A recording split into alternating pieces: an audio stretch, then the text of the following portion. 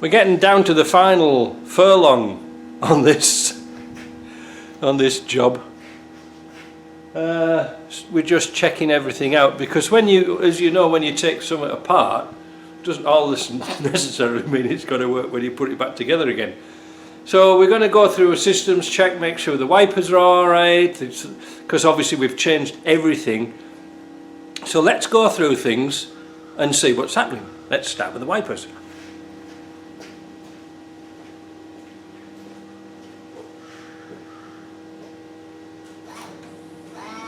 Oh, look at that. The washers work. Well, one washer works. That side jet's knackered. Look at that. Alright. Now, wait a minute. Let's put it to switch off. Switch off. There you go. Now look, the pack position's all plus. So we're going to put it on first speed. Then we put it on second speed. Hardly any difference. But that's because of the drag of that one over there. The sweep angle is absolutely atrocious. Let's put it on timer. That's good. So what we've established there is that the sweep angle is a terrible horn. Well, that'll wake the dead. Next thing, heater. Nothing. Nothing there for the heater. Where have we got? Indie flops. What's they doing? Let's have a look at the indicators. Oh, look at that, working like a champ. Let's have a look at the back. Side one's working. Yes. A good tip, if the indicators are flashing really fast, it means that there's a bulb out. Yeah, that's working. Stop lights I'll do later tonight. What else have we got on here? No, that's about it really. Fog light. Oh, rear wash light, that's right.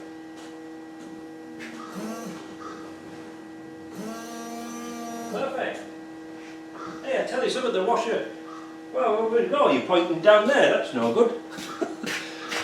That was, sorry about that, made a bit of a faux pas. That was a bit of a stupid mistake because you couldn't see what I was doing. So indicators are working. We've got a problem with the washer jet there. Bugger of a job. The stroke angle is absolutely terrible.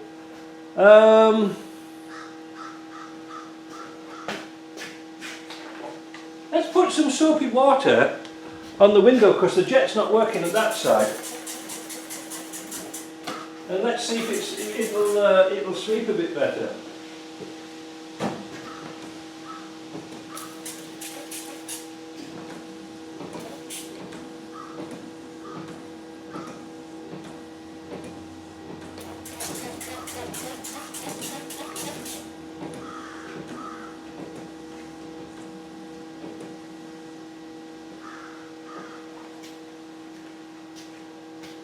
And the answer is no. You don't want to be driving this in Vancouver because it's always bloody raining. Look at that. Now, I would have said, well, a rough guess, oh, bloody phone. So after the telephone, I used my trusty square to measure off the screen, and it's only wiping 90 degrees. That may be fine in Malawi, where there's no water, apparently. I don't know. But it's just, look at the pattern. It's horrible. And that's with the wipers parked right up high. And the screen jet's gone. Oh, I never checked the heater.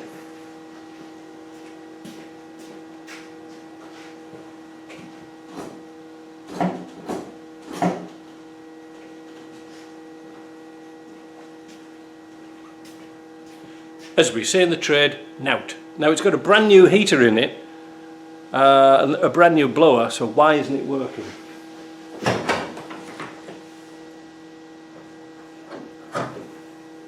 Well, I'll tell you.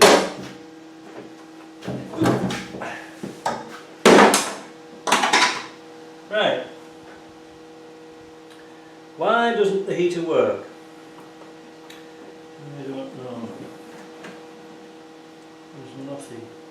Mind you, that looks a bit of a shonky connection there. Oh, bingo, bingo. Let me take the camera off. Because all you can do is see me, you can't hear me. Let's take this off here. See this connector here? You see how deep the female part is?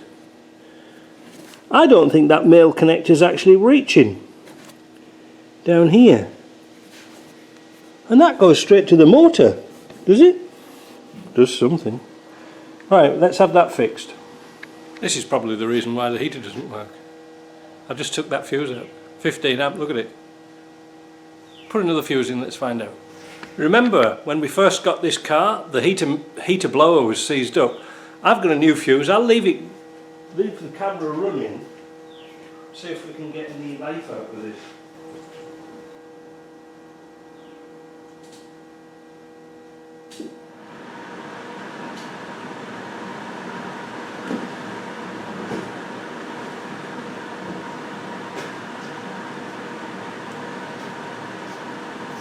Great success. The only unfortunate part is where the two female connectors are in the heater. It's sort of melted and moved a little bit. It's gone like sort of that. Anyway, that's good. The heater works.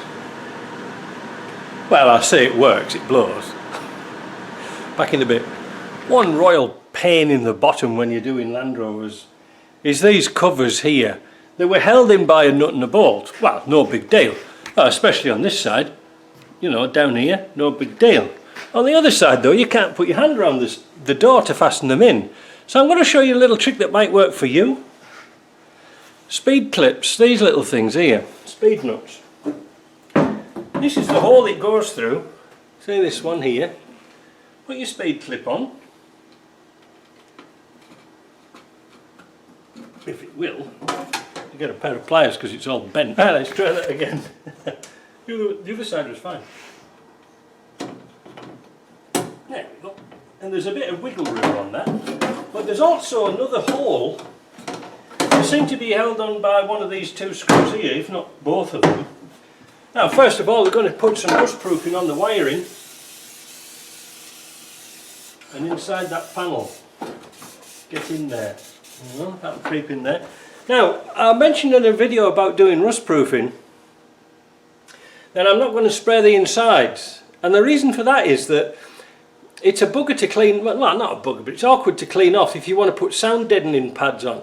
Like in this back door, it's easy access, but sometimes when you've got mouldings like this and you want to put sound deadening on, well, put the sound deadening on and your carpet and then just squirt a bit in the top of here, because these top corners always seem to rust. You know what I mean? Anyway.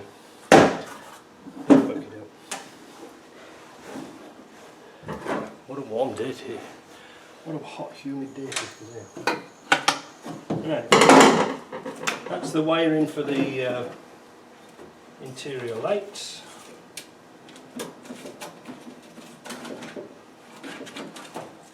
We had to take all this lot off to get to the...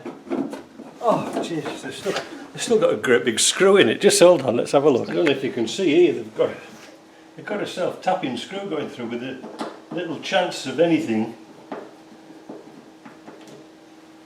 of screwing onto anything.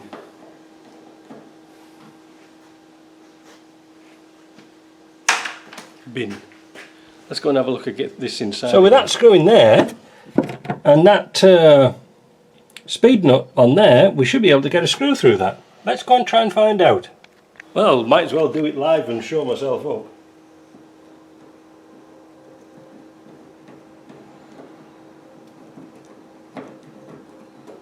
Go.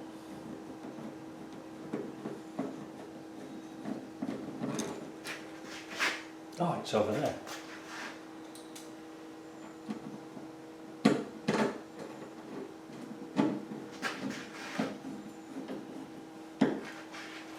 There you go.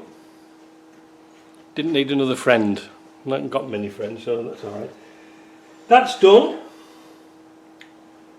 Everything else is done. All I've got to do now is there's a problem with the interior mirror isn't fastened on properly, the bracket. I'm going to have a look at that now. That's a bit sort of stupid. I think our bush mechanics have put it on with the wrong screws. Anyway, we'll get back to this. So, I just realised I left my camera running for about half an hour. That's the bracket straightened out now. All I've got to do now is find some riv nuts that's M4 that'll go through those holes. I've just ordered a set from the Amazon and I hope they'll go through because they have to be captive nuts. But judging by the holes in there, I'll never weld a nut on there because the nut will just drop straight through. So anyway, what I'm trying to say to you is this: it's easy to take a little part off and straighten it in the vise than it is straightening it on the top of the car. Hey, it doesn't look pretty, it doesn't look beautiful, but it's flat and it bolts on. Who cares?